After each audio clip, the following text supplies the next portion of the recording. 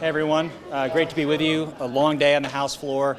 Just want to take a minute to highlight Chair Payne's tax package. I think it's just probably the best tax package we've had in the 8 years I've been here. Middle class tax package. Covers everything from diapers, refrigerators, energy efficient appliances, books for kids, clothes for toddlers. There's a tool time sales tax holiday. Last time we were together, I told you it should be called the tool time sales tax holiday. Now it actually is. But it was just an awesome job done by Bobby Payne, fun for the members, and as you can see, I think we got a unanimous vote. With that, I'll take your questions. Yeah, the Senate looks like they took up the abortion bill today. Senator Book had a pretty compelling testimony about an experience she had being raped. They were unsuccessful in amending that bill, and I was to cover rape and cases like that. And I was curious, again, from your perspective, like why this bill is necessary. Well, one, we were in session all day, so I didn't have a chance to watch what the Senate was doing. But look, you've asked that question a number of times, and I'm going to give you the exact same answer I've given you each time. We believe in the Florida House in protecting human life. The 15 weeks is 3 months. 3 months long, and I've said this to you before, and I'll say it again. When is it okay for us to begin to care about the unborn child and protecting that child's life? It is 3 months. 3 months. Imagine that. We're here for 60 days. I'm sure I'm looking at all of you. We're all tired. It's 2 months. Feels like 10. This is 3 months in this bill.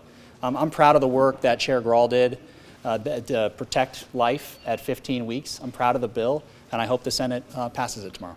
There's often on rape and incest issues, there's often kind of a caveat there. There are a lot of things that could proceed somebody wanting to. John, it's 3 months long. It's the same answer. It is 3 months long, and I want to be careful because I think that you all always ask that question, and the reason this is the first time I'm asking. I'm not saying you all being the press, okay. The royal we asked that question because it's a hot topic, right? It is certainly an emotional topic, but also it's your way of baiting us. What you don't do. That's not why I was asking you. Excuse me, John. I'm answering the question. What you don't do is ask the people who oppose that bill. I'm asking you because is it okay to have an abortion right before birth?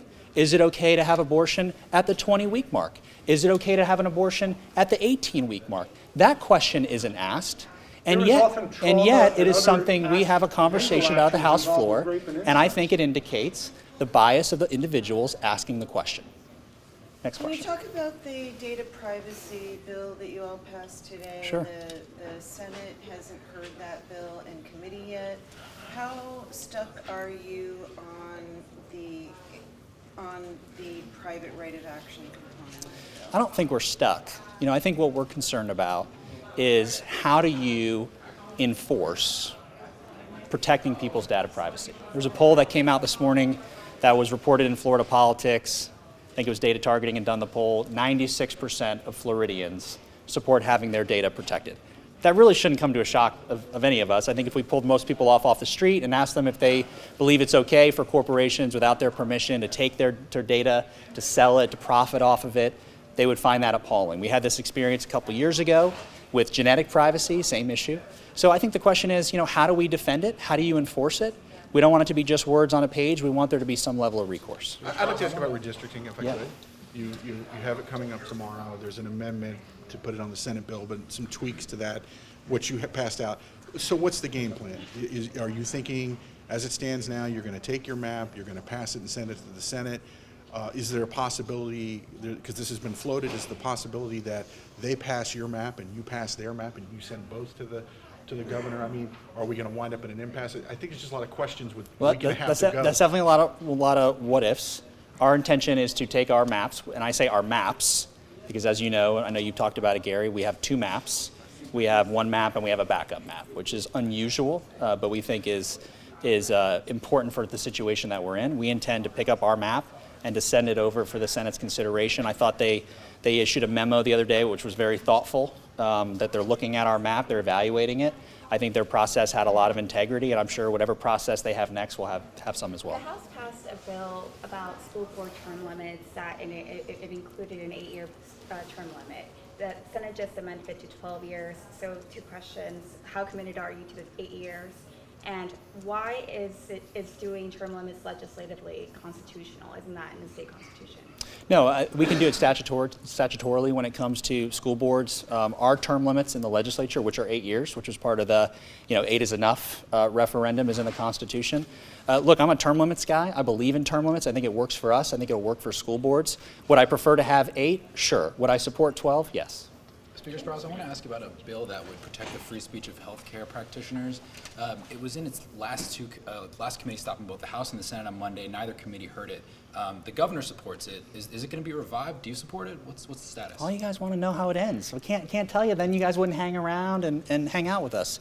Look, I mean, we're in a position now where you guys know the rules. If a bill has been heard in committee, it can now be a live round. It can be an amendment. It could end up on a bill. I'm sure we're going to have some of that. Whether that bill is going to be one of them, I can't tell you.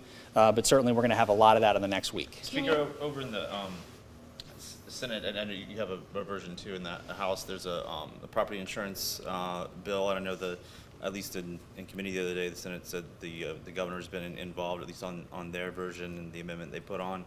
Had 2 questions. Has he reached out to, or any of his people reached out to you on that specific issue?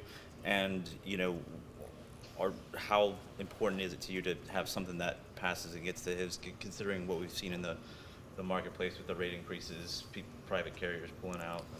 Yeah, we're evaluating all the proposals. We have bills over here that have moved as well, particularly as it relates to citizens insurance. I'm also cognizant of the fact that we just passed a very significant insurance bill last session. If what has been told to me in the 8 years that I've been here from the insurance lobby is true, which is that it takes 18 months to see an impact in rates, which is what I've been told over and over and over again, then I don't think we are yet seeing the impact that we are having in rates by the bill that we passed last year. The bill we passed last year did a lot, whether it's on the roofing issue. It amended the attorney fee statute for the first time in, I think, like 100 years. So pretty significant moves, and I think it's going to take some time for us to see that impact for Floridians. Just was that I'm shaking your head, but I just want to confirm, was that a no, and the governor's reaching out to you on that? I haven't spoken to the governor's folks about insurance specifically. One more question. On redistricting, just to follow up, do you want to pass something that will avoid the governor's veto, or is that an option that you're open to and then letting the courts resolve? Yeah, we're cognizant of the governor's opinion, which is why we invited his expert to come and testify. But at the end of the day, we have said this from the very beginning, we intend to have a legally compliant map that we believe will be upheld, whether it is in a federal court or in the Florida Supreme Court. Thank you all. Appreciate it.